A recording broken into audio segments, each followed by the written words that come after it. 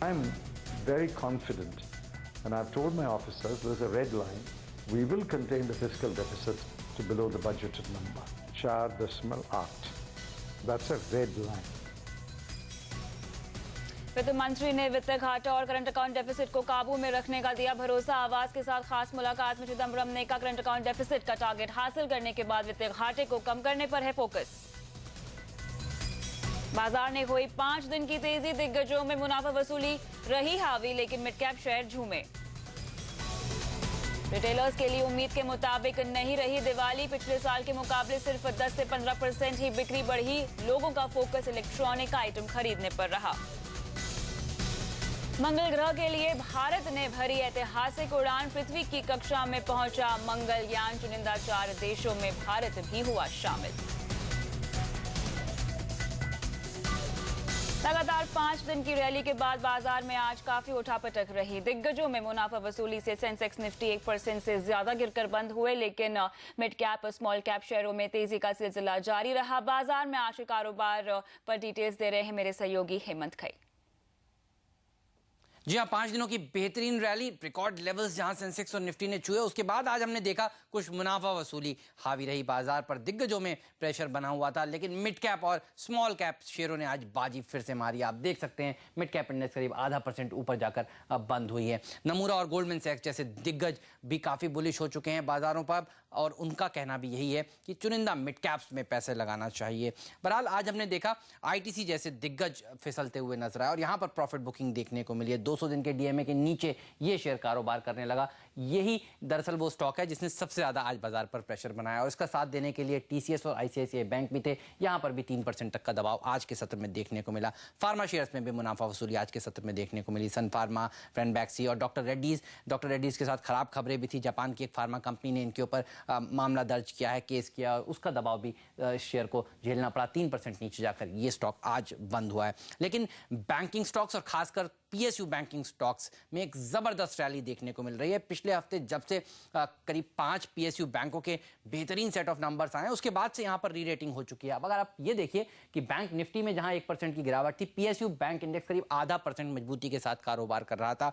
और Central Bank of India, United Bank, Punjab and Sind Bank, Canara Bank, Bank of India, Syndicate Bank, एक लंबी list है PSU banking stocks की जहां पर आज आउट परफॉर्मेंस देखने को मिली। इसके अलावा टाटा मोटर्स एक और ऐसा स्टॉक जिसके शुक्रवार को नतीजे आने वाले हैं, और नतीजों से पहले आज यहां पर अच्छी खासी खरीदारी देखने को मिली। ये शेयर आज रिकॉर्ड हाइज छूता हुआ नजर आया। 400 रुपए का लेवल भी इसने इंट्राडे में आज के सत्र में छुआ। इसके अलावा रियल्टी और इंफ्रास्ट्रक्चर कंपनियों में एक जोरदार तेजी देखने को मिली। डीएलएफ जैसे स्टॉक्स, आईआरबी इंफ्रा एक और ऐसा स्टॉक जहां Bank of America Merrill Lynch ने फिर से कवरेज शुरू किया, 102 रुपए तक का लेवल स्टॉक के लिए सुझाया, और ये शेयर देखिए 12% मजबूती के साथ आज के सत्र में बंद होने में कामयाब रहा है। इसके अलावा कुछ और छोटे मझौले share, Torrent Power, Jubilant Foods, Escorts एक और ऐसा स्टॉक है जहां लगातार रैली देखने को मिल रही है। 100 रुपए के ऊपर ये शेयर अब कारोबार करने लगा है, और यहां पर जिस तरह से कंपनी ने यह भी कहा 1.5 से 2% तक ट्रैक्टर के दाम बढ़ाती हुई नजर आएगी, आज फिर से इन खबरों के चलते ये स्टॉक में एक रैली देखने को मिली। यूफ्लेक्स एक और ऐसी कंपनी जहां पर कंपनी ने कहा है कि वो गैम्बिया में अपने जीएसएम टेलीकॉम प्रोजेक्ट में 40% हिस्सेदारी बेच रही है, और इन खबरों के चलते भी यहां 7% तक के अप मूव्स देखने को मिले। सीएट और कुछ और टायर कंपनियां, जेके टायर जैसे स्टॉक्स में भी आज अच्छी खासी रैली देखने को मिली। लेकिन आज का दिन देखा जाए तो मिड कैप और स्मॉल कैप्स के नाम ही था। तो आखिर बाजार के लिए आगे की राह कैसी रहेगी, कहां जाएगा सेंसेक्स निफ्टी? आइए सुनते हैं क्या कहते हैं बाजार के दिग्गज। My guess from the present levels, it will possibly be about 10 to 12%. You know, that is the kind of earnings growth that we are looking at as far as Sensex is concerned. And I don't really expect any significant re-rating or, you know, price earnings multiple expansion in the Sensex from the present levels. For a long-term investor, I think this is probably the right time to get into equities if they have not, if they're underweight equities in India. Obviously, the worst of the rupee seems to be behind us, which was one of the big catalysts for a correction in August and September. There is an abundance of liquidity in the market, and the probability that we will sort of break previous highs is very, very high. The consensus seems to be that there is going to be no tapering certainly in this calendar year, and if at all it happens, it will probably happen around The earliest it can happen is sort of spring of next year. दिग्गज global broking firm Goldman सैक्स को भारतीय बाजार पर पूरा भरोसा है। Goldman सैक्स ने Nifty का टारगेट 6,900 तय किया है। गोल्डमैन सैक्स ने भारतीय बाजार पर एक रिपोर्ट भी जारी की है। हमारे रिसर्च एनालिस्ट संदीप ग्रोवर हमारे साथ इस पर जुड़ रहे हैं। संदीप, ये जानना चाहेंगे गोल्डमैन सैक्स ने निफ्टी के लिए क्या टारगेट्स दिए हैं और उसके रडार में कौन कौन से शेयर हैं? देखिए, गोल्डमैन सैक्स ने आज जो भारतीय बाजार पर रिपोर्ट जारी करी उसमें उन्होंने इंडिया की जो रेटिंग है उससे अपग्रेड किया है। अब जो रेटिंग है वो इक्वल वेट कर दी गई है भारत के लिए। और निफ्टी के लिए जैसे आप पूछ रही हैं कि टारगेट क्या होंगे, 6,900 के टारगेट सालन तक गोल्डमैन सैक्स यहाँ पे सुझा रहा है, यानी कि मौजूदा लेवल से करीब 650 पॉइंट के आसपास की तेज़ी यहाँ पे निफ्टी में मौजूदा लेवल से देखने को मिल सकती है। 3 मुख्य वजह हैं जिसकी वजह से गोल्डमैन सैक्स ने जो रेटिंग है उसे अपग्रेड किया है। पहला ये कि राजनीतिक माहौल काफ़ी सुधर रहा है, खासतौर पर जब से मोदी को यहाँ पे बीजेपी का पीएम कैंडिडेट के तौर पर यहाँ पे सामने रखा गया है, उसके बाद से देश में जो राजनीतिक माहौल है उसमें काफ़ी ज़्यादा सुधार देखने को मिला है। साथ ही साथ जो इकोनॉमिक डेटा पॉइंट्स आ रहे हैं, चाहे वो मैक्रो लेवल पर देखें या माइक्रो लेवल पर देखें, वो भी ऐसा संकेत दे रहे हैं कि इकोनॉमी में सुधार देखने को मिल रहा है। और तीसरी बात ये कि जिस तरह के Q2 के नतीजे अभी तक कंपनियों के आए हैं वो काफ़ी बेहतर रहे हैं और इसके वजह से कुछ अपग्रेड्स भी यहाँ पे गोल्डमैन सैक्स की ओर से देखने को मिले। तो ये 3 मुख्य फैक्टर्स हैं जिसकी वजह से गोल्डमैन सैक्स ने भारत की जो रेटिंग है उसे यहाँ पे अपग्रेड किया है। जो सेक्टर्स खासतौर पर उनके रडार में है उसमें IT, हेल्थ केयर और एनर्जी शेयर शामिल हैं। और स्टॉक्स की अगर हम बात करें तो IT में उनको HCL टेक और टेक महिंद्रा काफ़ी ज़्यादा पसंद है। एनर्जी स्पेस में दिग्गज RIL, BPCL और कोल इंडिया ये उनके रडार पे हैं। और बैंकिंग स्पेस में उनको प्राइवेट बैंक के शेयर, येस बैंक और इंडसइंड बैंक ये काफ़ी ज़्यादा पसंद है। इंटरेस्टिंग बात इस रिपोर्ट में ये भी है कि कुछ मिड कैप्स के नाम भी यहाँ पे गोल्डमैन सैक्स की ओर से लिए गए हैं, जहाँ पे वैल्यूएशंस काफ़ी अट्रैक्टिव है और एक कैचअप रैली वहाँ पे देखने को मिल सकती है। खासतौर पे कुछ चुनिंदा ऑटो और सीमेंट स्पेस के काउंटर्स की बात यहाँ पे की गई है। साथ ही साथ जो नाम उनकी ओर से सुझाए गए जहाँ पे आप खरीदारी कर सकते हैं वो है Adani Power, Adani Ports, NHPC, ग्रासीपोर्ट कंटेनर कॉर्प। ये ऐसे कुछ काउंटर्स है जहाँ पे गोल्डमैन सैक्स मानते हैं कि यहाँ पे एक कैचअप रैली देखने को मिल सकती है। लेकिन ओवरऑल जिस तरह से रेटिंग अपग्रेड किया गया और जिस तरह के निफ्टी के टारगेट्स दिए गए 6,900 के 650 पॉइंट के आसपास के अपसाइड सालन तक देखने को मिल सकते हैं, ये भारतीय बाजारों के लिए काफ़ी पॉजिटिव और काफ़ी उत्साहजनक है आज के लिए। बिल्कुल, शुक्रिया तमाम डिटेल्स के लिए संदीप। और अब एक नजर डालते हैं अमेरिकी बाजारों पर, जहां पे हम देख सकते हैं शुरुआत तो इनकी गिरावट पर ही हुई थी, लेकिन अब हम देख सकते हैं गिरावट में थोड़ी सी कमी आते हुए दिखाई दे रही है। नैस्डैक में आप देख सकते हैं काफी फ्लैट लेकिन लाल निशान पे कारोबार हो रहा है। हालांकि डाउ जोन्स और S&P में हम देख सकते हैं 1/4% की गिरावट रह गई है। जो आधे % की गिरावट पे शुरुआत हुई थी बाजार की, उसके पीछे वजह थी यूरोपियन कमीशन का इकोनॉमिक ग्रोथ में कटौती करना और दूसरा उन्होंने अपनी बेरोजगारी की दर जो है वो बढ़ने की आशंका जताई है, जिसकी वजह से अमेरिकी बाजार काफ़ी नर्वस खुले थे। लेकिन उसके बाद नॉन मैन्युफैक्चरिंग PMI डेटा जो आया था अमेरिका का वो बहुत ही अच्छा आया है। उम्मीद से सितंबर के 54.4 के मुकाबले ये आंकड़ा आया 55.4 के आसपास, जो कि अनएक्सपेक्टेडली काफी अच्छा है। उसके बाद से हम देख रहे हैं थोड़ी सी गिरावट कम होती हुई, लेकिन फिर भी दबाव में ही है अमेरिकी बाजार। और आगे बढ़ते हैं, हमारे बाजारों के लिए एक राहत की खबर आई है। देश के सर्विस सेक्टर में थोड़ा सुधार देखने को मिला है। अक्टूबर में HSBC services purchasing managers index बढ़कर 47 के पार पहुंच गया है, जबकि सितंबर में ये 45 के भी नीचे था। हालांकि HSBC सर्विसेज PMI अब भी 50 के नीचे है, जिसका मतलब ये है कि सर्विस सेक्टर का आउटपुट घटा है। HSBC सर्विसेज PMI के मुताबिक सर्विस सेक्टर का आउटपुट लगातार चौथे महीने गिरा है। और रिटेलर्स के लिए उम्मीद के मुताबिक नहीं रही दिवाली। ग्राहकों ने इस साल क्या खरीदा, ज्यादा बताएंगे आपको इस ब्रेक के बाद।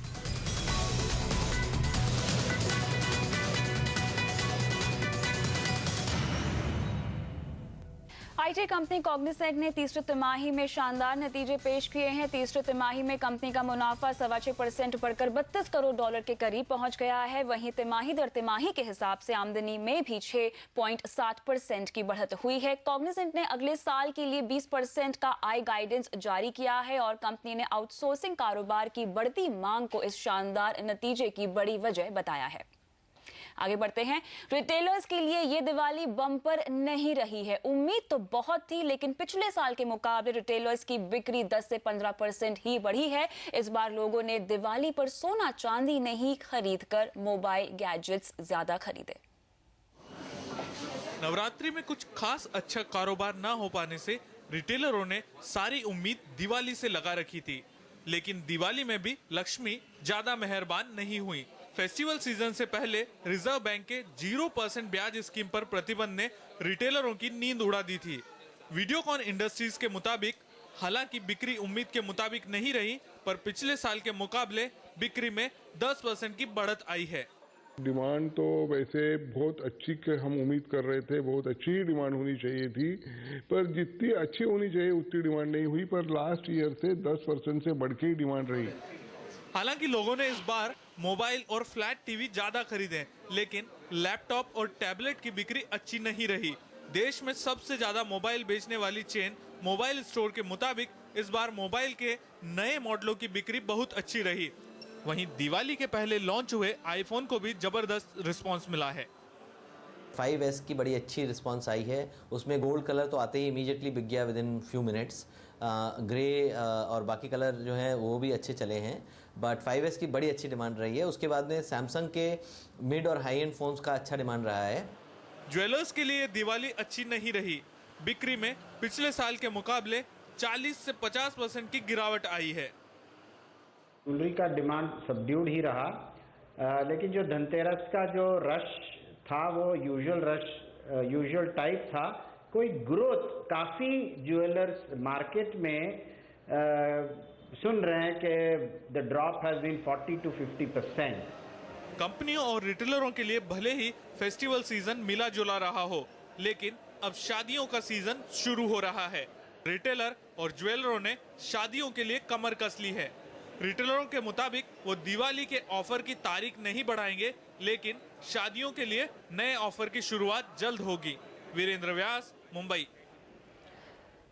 प्याज की आसमान छूती कीमतों के बीच अब टमाटर भी महंगा हो गया है। दिल्ली एनसीआर में टमाटर 80 रुपए किलो तक बिक रहा है। पिछले हफ्ते तक इसकी कीमत 40 रुपए प्रति किलो थी। राजधानी में मध्य प्रदेश और महाराष्ट्र से टमाटर की सप्लाई हटने से कीमतें बढ़ती ही जा रही हैं। वहीं ठंड बढ़ने से हिमाचल प्रदेश से भी टमाटर की सप्लाई करीब करीब बंद हो गई है। प्याज के बाद रसोई में सबसे ज्यादा खपत टमाटर की ही होती है और त्योहारों के मौसम में टमाटर का भी महंगा होना लोगों का जायका बिगाड़ रहा है।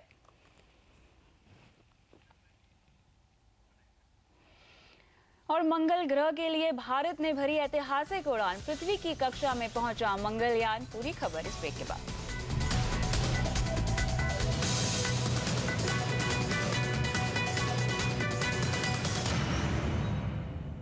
स्पेस टेक्नोलॉजी में भारत ने बड़ी कामयाबी हासिल की है। आज दोपहर 2:38 पर आंध्र प्रदेश के श्रीहरिकोटा से मंगलयान को सफलतापूर्वक लॉन्च किया गया। लॉन्च होने के कुछ ही समय बाद ये पृथ्वी की कक्षा में पहुंच गया है। इसरो ने उम्मीद जताई है कि करीब 450 करोड़ रुपए के इस अभियान से मंगल के रहस्यों पर से पर्दा उठाने में मदद मिलेगी। मंगलयान को अपने मुकाम तक पहुंचने में करीब 300 दिनों का समय लगेगा। अभी तक अमेरिका, रूस और संयुक्त रूप से यूरोप के कुछ देश ही मंगल पर यान भेजने में कामयाब रहे हैं।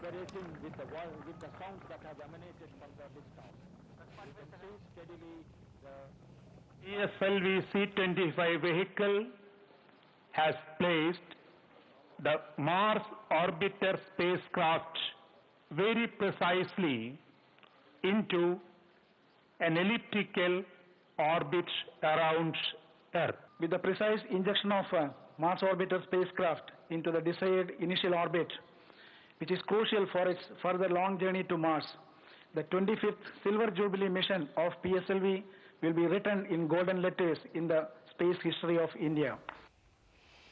100 करोड़ क्लब में शामिल होने वाली बॉलीवुड फिल्मों की तादाद लगातार बढ़ती जा रही है। अब पिछले हफ्ते रिलीज हुई ऋतिक रोशन स्टारर क्रिश 3 भी 100 करोड़ से ज्यादा कमाई करने में कामयाब हो गई है। क्रिश 3 ने सिर्फ 4 दिनों में ही करीब 110 करोड़ रुपए की कमाई कर ली है। क्रिश 3 ने सोमवार को करीब 36 करोड़ रुपए कमाकर एक दिन में सबसे ज्यादा कमाई करने का रिकॉर्ड बनाया है। जानकारों का मानना है कि क्रिश 3 चेन्नई एक्सप्रेस का 225 करोड़ रुपए की कमाई का रिकॉर्ड ही तोड़ सकती है, क्योंकि इस हफ्ते कोई बड़ी और मोस्ट अवेटेड फिल्म रिलीज नहीं हो रही है। इसीलिए इस वीकेंड पर भी क्रिश 3 की सफलता का सफर जारी रहेगा। चेन्नई एक्सप्रेस ने 2 हफ्तों में 200 करोड़ की शानदार रिकॉर्ड कमाई की थी।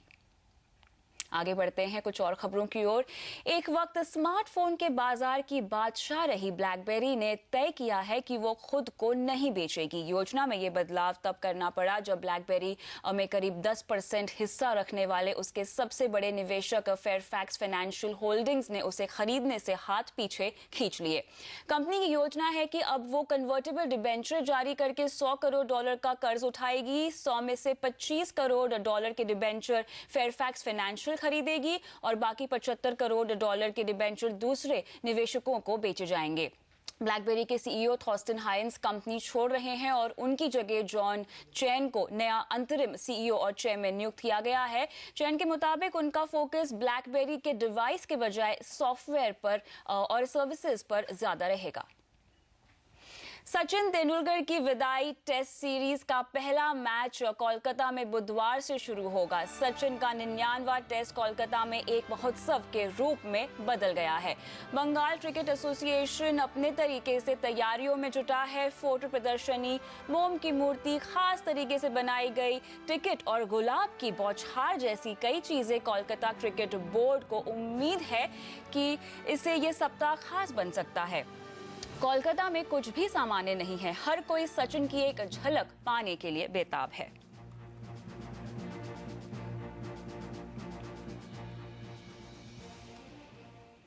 और आवाज एट 9 में इतना ही, लेकिन आप बने रहिए CNBC आवाज के साथ। नमस्कार।